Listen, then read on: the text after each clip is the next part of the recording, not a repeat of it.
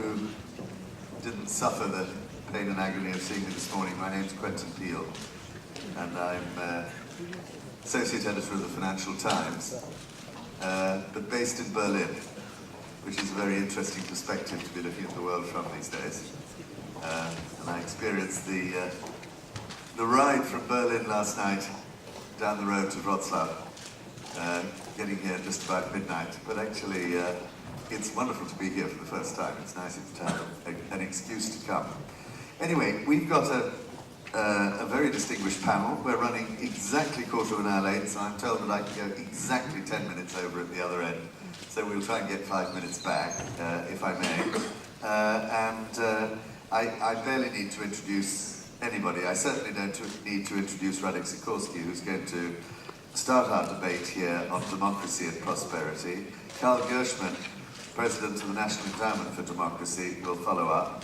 And then it's wonderful to have somebody from Tunisia, Hedi Ben Abbas, Secretary of State to the Minister of Foreign Affairs of Tunisia, to give us a perspective from the Arab Spring. And finally, I'm going to come, last but not least, to Lee Feinstein, the US Ambassador to Poland. But the subject of democracy and prosperity is a fascinating and a rather challenging one, I think. Because, one, you can look at it clearly from both perspectives. Is democracy necessary in order to be rich? Or is it necessary to be quite rich in order to have democracy? Are the two essential to each other? Indeed, in this day and age, are the two compatible? Look at what's happening in the Eurozone, right next door, where in order to try and get our economies back on the road, we seem to be, in some cases, actually moving away from the obvious democratic solution, or the democratic solution, as in Greece, is producing a dead end, a nightmare. The whole thing might come to a shuddering halt if the Greek people, as is entirely their democratic right, vote to throw out the whole rescue plan for Greece. So there's a real problem there. But there's a long history of this debate of democracy and prosperity, and one in which I think, Radek Sikorski, you've been very much involved, and have very strong views on the subject. But has the world changed a bit since you first really became passionate about the need for democracy? Over to you. Before I get on to the subject of the panel, let me just comment very briefly the latest events in Polish-US relations, which have been exciting the nation. It reminded me of an unusually self-reflective comment by a member of the previous US administration, who, not entirely in jest, opined about what it's like to be an ally of the United States. To be an ally of the United States is like lying in the mud next to a big hippopotamus. At the beginning, it's great. You feel warm, you feel secure, you feel joint power. But then inevitably comes the moment when the hippopotamus turns on his back and you're getting trushed, and the problem is the hippopotamus doesn't even know you're there. And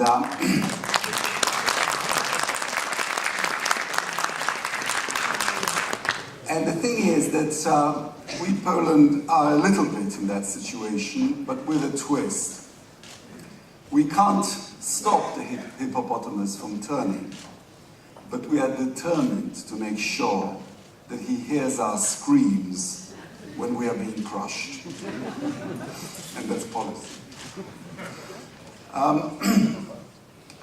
On democracy and prosperity, as you say, Quentin, there's a huge literature about it.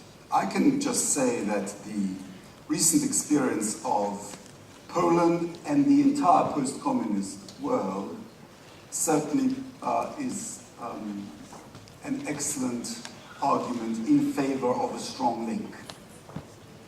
But I think Poland 25 years ago was not only a dictatorship, but was also very poor. We were literally a bankrupt state. We were not honoring our international obligations, and there was hyperinflation, and people's living standards were extremely low. Today, we are closing the gap with Western Europe at the fastest pace in our history. Just in the last 4 years, we've moved from, I think it was 48 or 54% of the EU median to 68% of the EU median. And we've overcome Belgium, Sweden, and recently Holland in total GDP. So for us, it works. But I think if you go beyond us, you see the trajectory away from dictatorship and towards democracy being matched by corresponding success in building prosperity. Compare Central Europe with Central Asia, or even within this former Soviet Union, Baltic states with Central Asia, and you have your argument.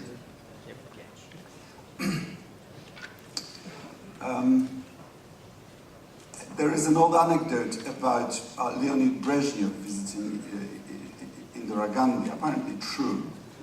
Brezhnev was pretty senile by then, and when Indira Gandhi spoke about problems in the Punjab, Brezhnev woke up and said, Prime Minister, you have these constant problems in the Punjab. We in the Soviet Union don't have such problems. We haven't had them for 60 years. And I think the Indians now have the last laugh, because the Soviet Union didn't have such problems until it collapsed. And in fact, it turned out that with all the problems, India has been a more stable state. And where I think the jury is still out is whether the less fast but steady development by India will, in the long run, be more stable than the extremely fast, but under a different model, growth of China. And I think we have to agree with Deng Xiaoping here, commenting on the French Revolution, to say that it's too early to judge. And let me just end by posing a thesis of why this is so. Because I think there is an assumption that some dictatorships may be better at some economic tasks because they don't have to pay attention to public opinion. So it was supposedly communist governments were supposed to be good at the early stages of industrialization, with their obsession of building up the industrial base, the heavy industries, the infrastructure. Well, guess what? In Poland, we are only now building our infrastructure. If only the Marxists had followed their own ideology and had built us a proper infrastructure. They didn't. And then look at what we've just done in Poland. The president of Poland today has announced that he would sign the pension reform. More stable than the extremely fast, but under a different model, growth of China. I think we have to agree with Deng Xiaoping here, commenting on the French Revolution, to say that it's too early to judge. And let me just end by posing a thesis of why this is so. because I think there is an assumption that some dictatorships may be better at some economic tasks because they don't have to pay attention to public opinion. So it was supposedly communist governments were supposed to be good at the early stages of industrialization, with their obsession of building up the industrial base, the heavy industries, the infrastructure. Well, guess what? In Poland, we are only now building our infrastructure. If only the Marxists had followed their own ideology and had built us a proper infrastructure. They didn't. And then look at what we've just done in Poland. The president of Poland today has announced that he would sign the pension reform. We are extending the pension age from 60 to 67. The sources of our pension disequilibria were the fact that under the Jaruzelski military dictatorship, extravagant pension privileges were granted. So authoritarians were profligate, Democrats are being quite tough. And my thesis is this, that contrary to received wisdom, dictatorships also have public opinion. And dictatorships are usually more cowardly than democrats. And that's why fundamental economic reform under dictatorships, such as in Chile, for example, is the exception, not the rule. That actually it's usually the Democrats who have to tidy up the mess, including economic mess, left by dictatorships. Thank you. Okay, thanks very much. Can I come straight back to you?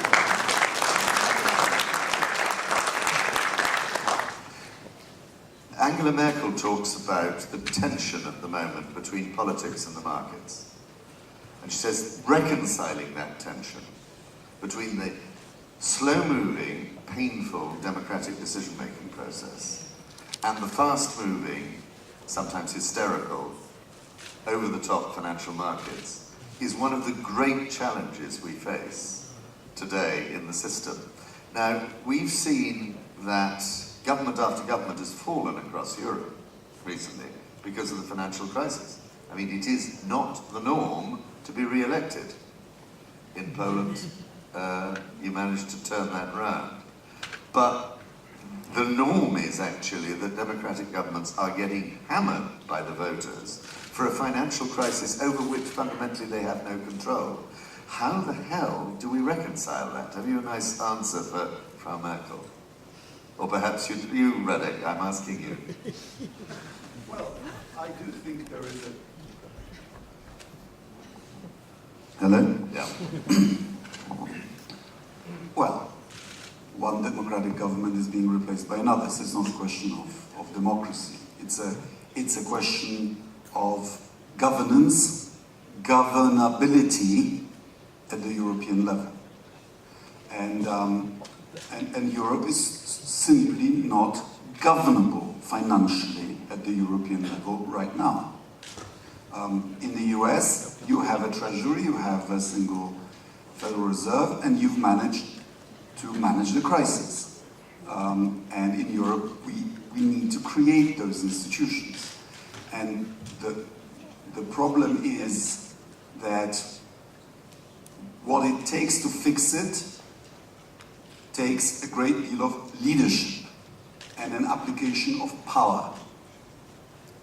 And we have constructed institutions in the multilateral manner, which is to say, by denying those individuals the attributes of power and of ability to make things happen. And that's partly because too many European politicians for too long have bashed Europe, including in some countries that you know, and have denied Europe the instruments of leadership.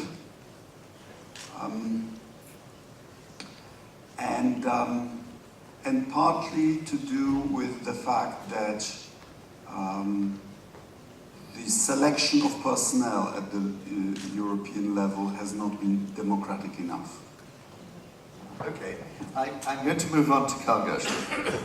I want in a way to ask you the same question though.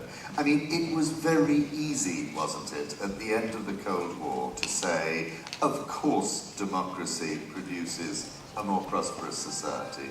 Of course democracy is the right answer. Because the truth was that the communist creation that was the Soviet communist creation was a complete nightmare in terms of producing prosperity. But today we have these two things. We have the example of China, which is, after all, has dragged more people out of poverty than any other country in the history of man. And secondly, we have this challenge in the democratic world that we are not yet, and I would perhaps beg to differ with Radek about the US having overcome its economic crisis. I think that it might not feel like that to President Obama trying to get re-elected. We have a challenge on both sides. So actually, have you had to rewrite the script? No, you just, is this on? Okay. You don't have to rewrite the script, but you always have to be adjusting to new realities. It's not as if, you know, pre-1989, everything was terrific for democracy. Look at the 1970s. Look at the United States in the 1970s after, you know, the oil boycott and the problems of the Carter administration, talking about malaise. I mean, these were very severe problems. The early part of the Reagan administration, when there was, you know, recession, economic, a lot of unemployment. It's not as if, you know, all of this is new. There are certain things that are new. I, by the way, don't, you know, I don't think the China model is all that it's cooked up to be, and more importantly, nor do the Chinese. I mean, you know, 60 to 80% of the wealthy in China, you know, want to leave, taking their money out.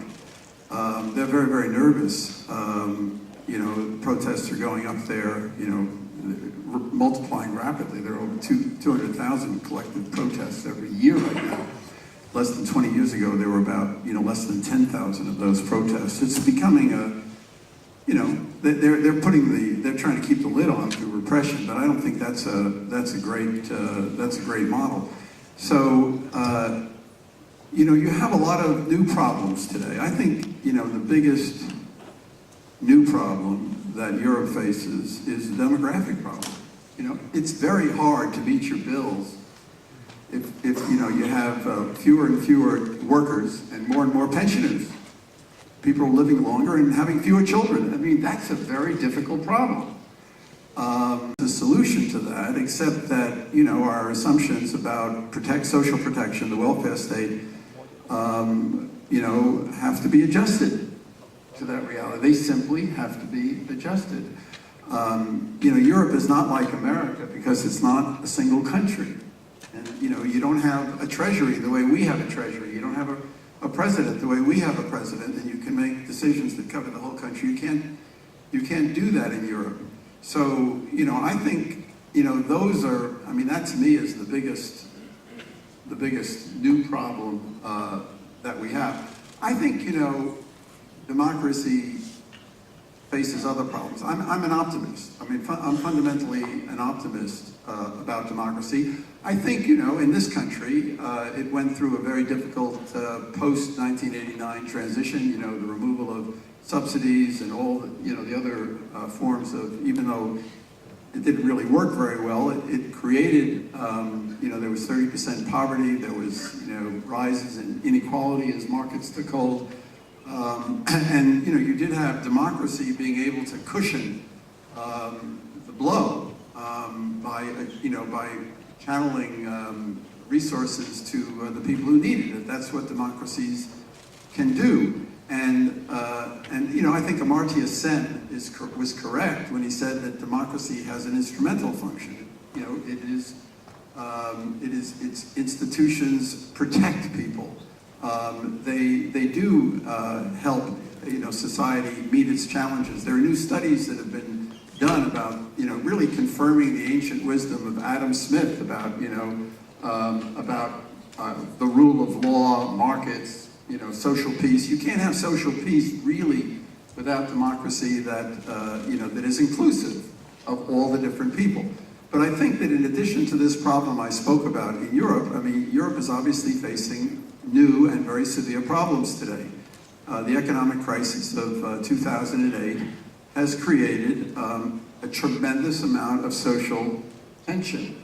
The European Bank for Reconstruction and Development, just issued a report, I think it was issued last December, saying that, in a lot of countries in this region, support for democracy has gone down. 20% in Slovakia and in Hungary. There's a study done by the Legatum Institute, which talks about the rise of intolerance against minorities, against immigrants. Freedom House has done a report that talks about the contraction of press freedom in a lot of countries in the region. They note three in particular, Hungary, Bulgaria, and Romania, that are no longer characterized as free when it comes to free press. They're partly free. And there are problems in a lot of countries. They point out, even in this country, there are problems regarding free media, and free media is necessary to deal with economic problems. So these are, really difficult challenges that democracy faces. And I really, I want to take the opportunity of speaking here just to identify another challenge, which is maybe a little bit more long-term. But it's one that a lot of the people who have thought most deeply about democracy have called attention to. I'm thinking in our own country of the Frenchman Alex de Tocqueville, who came to the United States back in the 1830s to take a look at our democracy. Czesław Miłosz, Václav Havel, Leszek Kolakowski have all pointed to the importance of religion to democracy as something that prepares citizens, makes them responsible people, prepares them to take on democratic responsibility. Miłosz was very, very worried about whether the values that we cherish, the liberal values we cherish, could survive if the foundation of those values, religion, just disappeared. And Kolakowski wrote very tellingly about that in his book, My Correct Views on Everything. This is something that also worried Tocqueville, the problem of greed. We all want economic development, we all want growth, but Kolakowski, wrote about, he said that during the last few decades, and he was writing in the 90s, I think, when he said this, or this was an interview, we had rapid economic growth, and we got used to the idea that all of us moderns could have everything, and indeed, that we deserved everything. And then he said, religious tradition has taught us to limit ourselves, to place a distance between our needs and our wants. All the great religious traditions have taught us for centuries not to become solely bound up in one dimension, the accumulation of wealth and the exclusive preoccupations with our present material life. And then he concluded this by saying that it would be a cultural catastrophe if we lose the ability to maintain this distance between our wants and needs, and the survival of our religious heritage is the condition for the survival of civilization. And I think, throughout Europe and beyond, certainly in the advanced Western countries, that tradition is getting weaker and weaker, and that's going to increase the tension, I think, in dealing with these problems, because people are simply not going to accept the fact that we might have problems, and there are larger things in life. That's a larger issue. I know it's not necessarily the central issue at a policy conference, but it's the underlying problem that we all face. And Havel, spoke about this all the time, the transcendental dimension, and how essential that was to democracy and maintaining the values that that we cherish.